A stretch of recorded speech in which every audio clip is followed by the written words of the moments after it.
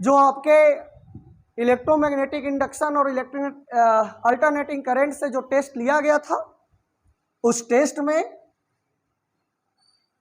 कुछ बच्चों का मार्क्स बहुत अच्छे आए हैं, तो हम उनका नाम पुकार रहे हैं। जो आपके सामने 5 लोग आप ही के क्लासरूम से हैं और इन लोगों ने अल्टरनेटिंग करंट और इलेक्ट्रोमैग्नेटिक इंडक्शन चैप्टर से जो टेस्ट लिया गया उसमें और 23 आउट ऑफ 23, जो कि अपने आप में कहना नहीं है, 100% आउट ऑफ 100% है, तो इन्हें दिया जाता है फर्स्ट प्राइज। और इनसे हम लोग कुछ जानेंगे कि आखिर इन्होंने कैसे पढ़ा कि ऐसा आया। तो सौरभ कुमार को 23 में 23 लाने के लिए इन्हें पुरस्कृत किया जा रहा है। आप लोग जोरदार ताली लगाइए। दिया जा रहा है फर्स्ट प्राइज क्योंकि इन्होंने टेस्ट में लाया 23 आउट ऑफ 23।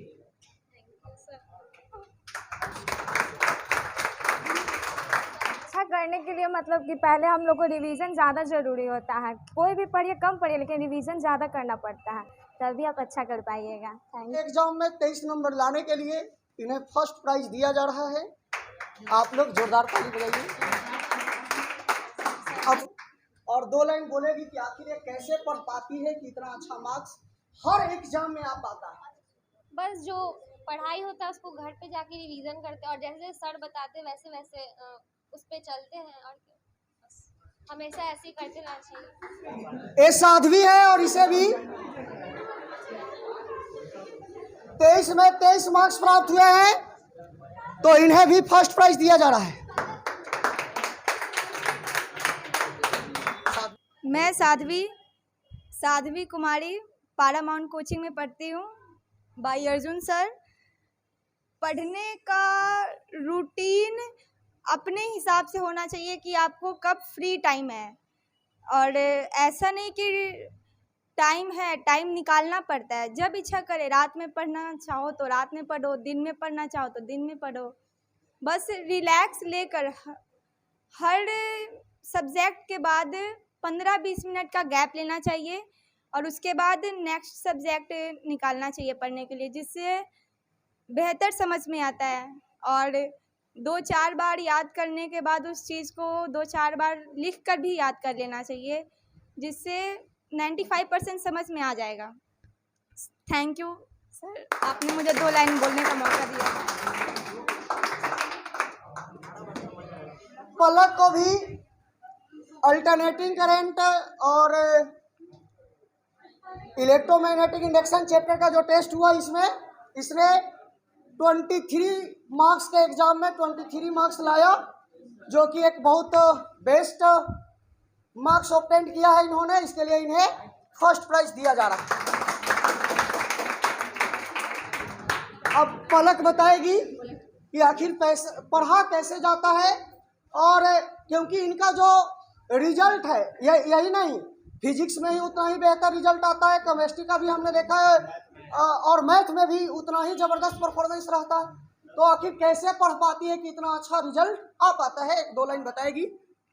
जो सर पढ़ाते हैं वही जाके पढ़ते हैं, वही रिवीजन करते हैं, और वीक में पीछे वाला सारा रिवीजन करेंगे तब सब याद रहेगा, नहीं तो पीछे वाला सारा भूल जाएंगे और आगे पढ़ते जाएंगे। हर रोज टाइम टेबल बना के हावर बाय आवर सारा सब्जेक्ट रिवीजन करना चाहिए, सारा सब्जेक्ट पढ़ना चाहिए। बस, थैंक यू। बहुत अच्छा। तो पलक बताई क्या कि जो चीज पढ़े क्लासरूम के अंदर उसे ही घर पर जाकर के 1-2 बार रिवीजन करो, और रिवीजन के बाद यह भी ध्यान रखना है कि वीक में एक बार पीछे जो हमने पढ़ा है उसे भी रिवाइज करें, ताकि उसे भी ना भूल पाए, तब आप अच्छा परफॉर्मेंस कर पाओगे। तो इन्होंने 2nd डिवीजन लाया और इनका मार्क्स 23 में 22 है, तो इनके लिए जोरदार ताली लगाइए और इन्हें इनका पुरस्कार दिया गया। इस चैप्टर के टेस्ट में इसने 22 मार्क्स लाया, गलती से 1 नंबर कट गया और शायद ऑब्जेक्टिव में एक गलत क्वेश्चन के कारण। तो नहीं तो इन्हें इनका भी 23 आ जाता। तो इसके लिए इन्हें सेकंड प्राइज का पुरस्कार दिया जा रहा है और जोरदार ताली लगाइए आप लोग। ये जो लड़का है इसका नाम सुधांशु और 11th क्लास में बच्चा जब आया था फिजिक्स क्लास पैरामाउंट कोचिंग में, तो इस बच्चा का लगन पढ़ने के प्रति हमें देखने को मिला और ये लड़का सबसे अलग था, मतलब यूनिक टाइप का लगता था, या तो ये कह दीजिए कि एकदम मजाकिया टाइप के। दूसरी बात यह कि यह पूछने में कभी भी शर्म नहीं किया। यह क्लास आवर के बाद भिन्न का जोड़ पूछता था कि सर भिन्न का जोड़ हमें बनाने नहीं आता, लघुत्तम बनाने नहीं आता। और 11th के बाद इस बच्चा का परफॉर्मेंस इतना अच्छा है कि सभी क्लास में, मतलब मैथ का क्लास हो, इंग्लिश का क्लास हो, फिजिक्स हो, केमिस्ट्री हो, सब में बेटर परफॉर्मेंस रख रहा है। जरा सोच कर देखो, तुम्हारे साथ पढ़ने वाला, तुम्हारे मोहल्ले का लड़का, तुम्हारे क्लास का लड़का हर सब्जेक्ट में, जो कि 11th में भिन्न के जोर से चल रहा था, आज इंटीग्रेशन के बड़े बड़े फॉर्मूले और बड़े बड़े कैलकुलेशन को आसानी से कर रहा है। उसके पीछे एक और एक पढ़ाई के प्रति का मेहनत और लगन होनी चाहिए। तो आपके लिए उम्र सीमा और समय सीमा नहीं होती, आप किसी भी समय अपने आप को बेहतर कर सकते हो और उसी का परिणाम है सुधांशु कुमार, जो टेस्ट में 3rd डिवीजन का मार्क्स यानी 23 नंबर में 21 नंबर प्राप्त किया है। और इस सुधांशु के लिए जोरदार ताली लगाइए आप।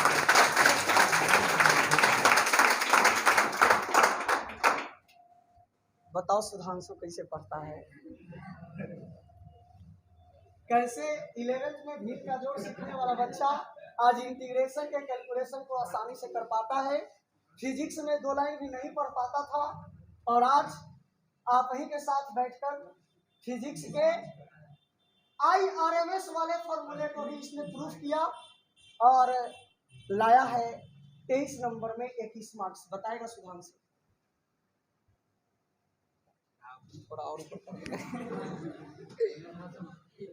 थोड़ा और यहाँ रख,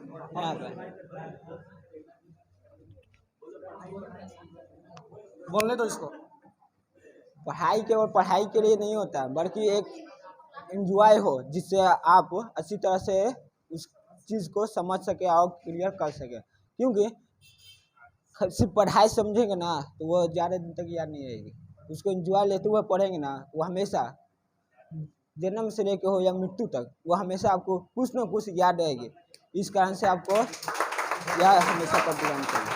बहुत अच्छा सवाल।